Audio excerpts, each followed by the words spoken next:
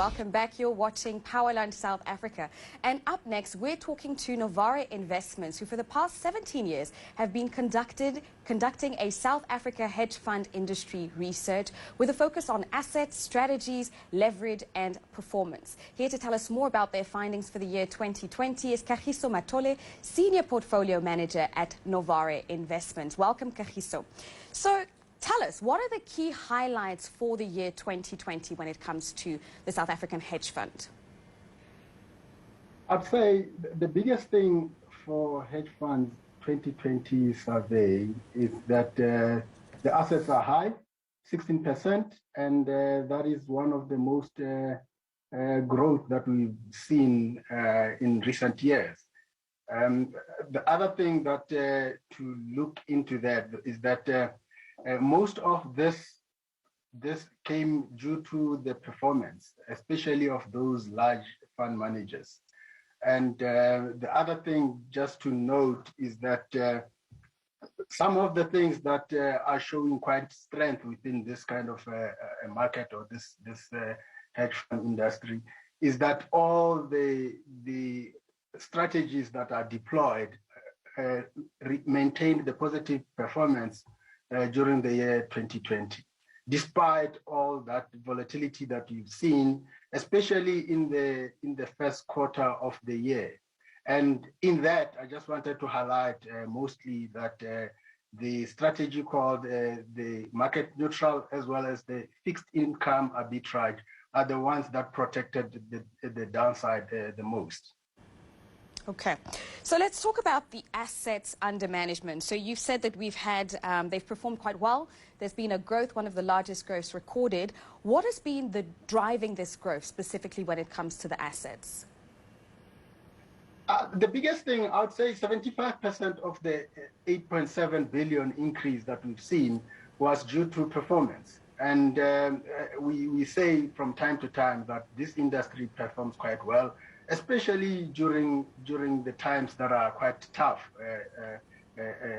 or a lot of volatility. The other thing to look at is there was a net inflow into the industry, which hasn't been happening lately, and that actually can be viewed as a positive outcome. Okay, and let's talk about performance then. You mentioned that the large fund managers performed quite well. Who else did well in the year 2020? The other thing, just to highlight quickly, is that those that are funds that maybe let me start with the strategies before I can go into the actual sizes of the fund managers. And the biggest performer was the fixed income fund, which on average produced something like 11.6%, while the market neutral also produced over 8%. And that was way better than the market performance, which is quite great. But on the other hand, when it comes to the actual performance on the sizes of the managers, we saw that the large managers performed quite well, as you indicated earlier. But the other category of managers that did well are those that have got assets over 500 million. And that it's quite great to see actually. The other one just to note is that the between 1 and 2 billion also did quite well, where on average they produce more than 11%. So in that, I'd say they perform quite well. But just looking across all different kind of sizes, we found that they all produce positive returns, even though those who that had less than 100 million of assets produce the least performance. Okay, and you seem to be answering my questions as they come, so thank you. I wanted to ask though, so these are the best performing, let's say, strategies and funds, but who performed, well, the worst? Um, I think one thing that we just need to be aware of is that over time the industry grew quite rapidly, and this is before the 2014 2017, and with that we saw a lot of equity long short strategy being launched, and with that the strategy got bigger to such a point that I think it attracted even those that I would say they don't have much better skill, or they actually constructed in such a way that performs well under a type of market condition. But in essence, what we have seen is that the long short strategy, we've seen quite a huge dispersion in such a way that at the end of the day, it's the one that I would say struggled a bit. Okay. And you mentioned earlier that for the first time in a while we've had net inflows. Tell us a little bit more about that. I'd like to hear some numbers.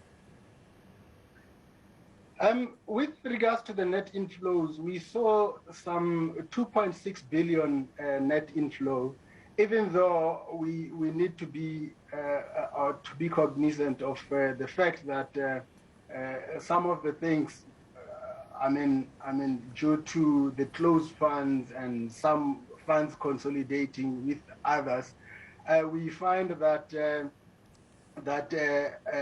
this, or let me say 2.6, is quite huge as compared to the previous years. But as I indicated, that there are some other areas where in the industry struggled a bit, but it was not as bad as 2017, 18, and 19.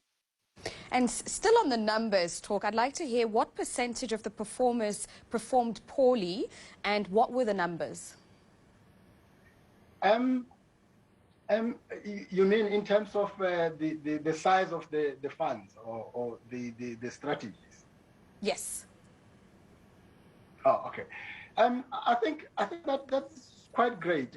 In terms of the size of the funds, those that had assets less than 100 million are the ones that suffered mostly, and we're looking at the returns of on average of about 3%, and that is even worse than the market. But this is such a small portion. Like it's less than 5% of the industry. So I wouldn't focus a lot more on those ones until maybe the 2021 numbers, when we see that area growing quite bigger. And I'm glad that you mentioned 2021, because I wanted to ask you, what is the outlook for the following year? 2021 looks quite good so far, despite that we saw quite a huge momentum in the market. We see also that the hedge fund industry is doing quite well, especially the equity long short strategies, or just the general equity centric strategies like the market neutral as well. So far the equity long short is doing quite well, followed by the multi-strategy fund that has got a bigger portion also of the equity long short, and then the other one is the market neutral that did well. The strategy that over time performed quite consistently well is the fixed income funds, but they seem to be struggling quite a bit this year. And I wouldn't be surprised that at the end of the year, they are the ones that are among the worst performers. Okay, thank you. That was Kagiso Matole, Senior Portfolio Manager at Novare Investments. And now COP26, the 2-week-long conference that took place in Glasgow this year, has come and gone.